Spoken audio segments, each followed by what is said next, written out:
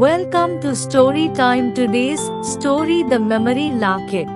அது ஒரு நாள் வெயில் கொளுத்தும் காலை வேளையில் மேப்பிள்வுட் எலிமெண்டரி ஸ்கூல் கிரவுண்டில் 2ஆம் வகுப்பு மாணவர்கள் உற்சாகத்துடன் ஓடித்திருந்தார்கள்.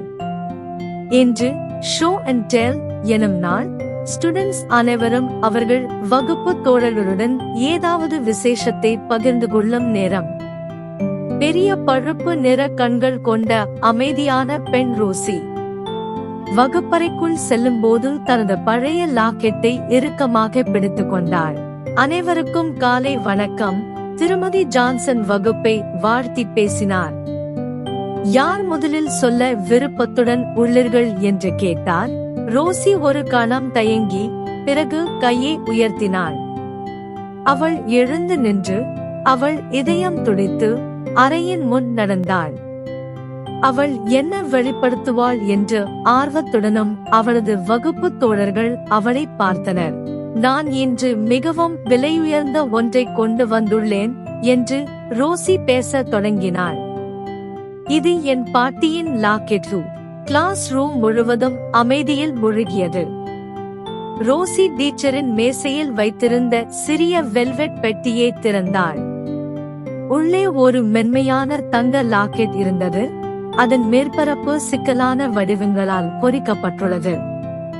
சங்கிலி அணிந்திருந்தது. லாக்கெட்டிலேயே கொலுசுக்கு அருகில் ஒரு சிறிய பள்ளம் இருந்தது. கடந்த மாதம் இறப்பதற்கு முன்பு என் பாட்டி இதை எனக்கு கொடுத்தார் என்று ரோசி பேசத் தொடங்கினாள். இது ஒரு குடும்ப பரிசு என்று அவள் சொன்னாள். இது பல தலைமுறைகளாக கடந்து வந்த ஒன்று என்றாள். அவளது வகுப்பு தோழர்கள் முன்னோக்கி சாய்ந்தனர். அவர்களின் கண்கள் விரிந்தன. முன் வரிசையில் அமர்ந்திருந்த டிம்மி கையை உயர்த்தினார். ரோசி, இது ஏன் அவ்வளவு சிறப்பு? ரோசி சிரித்தாள். சரி, இந்த லாக்கெட் பல நினைவுகளை கொண்டுள்ளது. நான் என் பாட்டியை இழந்த பிறகு அவர்களை நினைக்கும் போதெல்லாம் நான் அதை கட்டிப்பிடிக்கலாம், தொடலாம் அல்லது வாசனை கூட செய்யலாம்.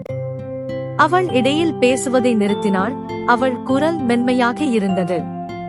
இது என்னை என் பாட்டியுடன் நெருக்கமாக உணர வைக்கிறது என்றாள். ஆனால் ஏன் ஒரு புகைப்படத்தை மட்டும் வைத்திருக்க கூடாது என்று அவளது சிறந்த தோழியான எமிலி கேட்டாள். இந்த பழைய லாக்கெட்டை ஏன் எடுத்துச் செல்ல வேண்டும்? ரோசி ஆழ்ந்த மூச்சு எடுத்தாள். ஏனென்றால் இந்த லாக்கெட் உலோகம் மற்றும் கல்லை விட மதிப்பு அதிகம். அது என் பாட்டிக்கு மிகவும் நெருக்கமானது. நான் அதை தொடும்போது என் பாட்டியின் அரவணைப்பு, சிரிப்பு, அவள் என்னிடம் சொன்ன கதைகள் எனக்கு நினைவுக்கு வருகின்றது. அவள் இன்னும் என்னுடன் இருப்பது போல் இருக்கிறது. இதை பார்க்கும் போதெல்லாம் எனக்கு என் பாட்டி நினைவுக்கு வருகிறார். திருமதி ஜான்சன் தலையசைத்தார். ரோசி, உங்கள் பாட்டியை நினைவில் வைத்துக் கொள்ள இது ஒரு அழகான வழி.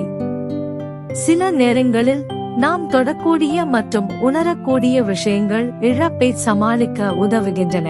மற்ற குழந்தைகளுக்கும் ரோசியிடம் கேள்விகள் இருந்தன.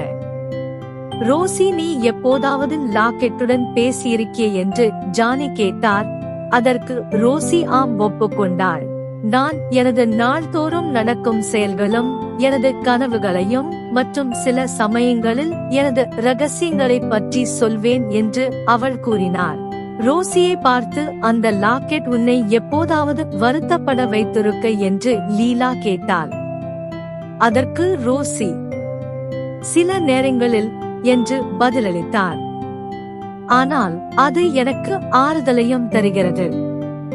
இது என்னுடன் இருப்பது என் பாட்டியின் அன்பின் ஒரு பகுதியை இங்கே வைத்திருப்பது போன்றது.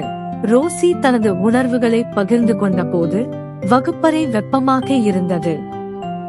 இழப்பு என்பது கண்ணீரால் மட்டுமல்ல, அது நாம் கொண்டிருந்த அன்பை நினைவில் வைத்துக் கொண்டு போற்றுவது என்பதை குழந்தைகள் புரிந்து கொண்டனர்.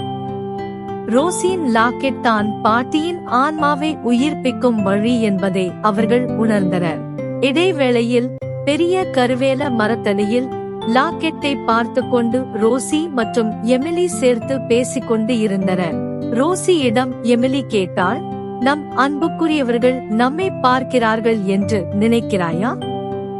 ரோசி வானத்தை பார்த்தாள். ரோசி சொன்னாள், ஒருவேளை இருக்கலாம். ஒருவேளை பாட்டி மேலே இருந்து நம்மளை பார்த்து சிரித்துக் கொண்டிருக்கலாம் என்றார். அதனால் ரோசியின் லாக்கெட் பழைய நகையை விட மதிப்பு அதிகமாக மாறியது. இது உயிருடன் இருப்பவர்களுக்கும் கடந்து சென்றவர்களுக்கும் இடையே ஒரு பாலமாக மாறியது. காதல் நேரத்தையும் இனத்தையும் தாண்டியது என்பதை நினைவூட்டுகிறது.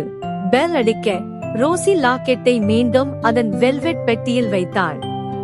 பாட்டியை மிஸ் பண்ணும் போதெல்லாம் அதை இறுக்கி பிடித்து தன் பாட்டியின் அன்பான நினைவுகளை உணர முடியும் என்பது அவளுக்கு தெரியும். ஒருவேளை இதையெல்லாம் பாட்டி கூட மேகங்களுக்கு அப்பால் எங்கிருந்தோ கேட்டுக்கொண்டிருக்கலாம் என்று நினைத்தல். Thanks for watching more videos. Subscribe my channel.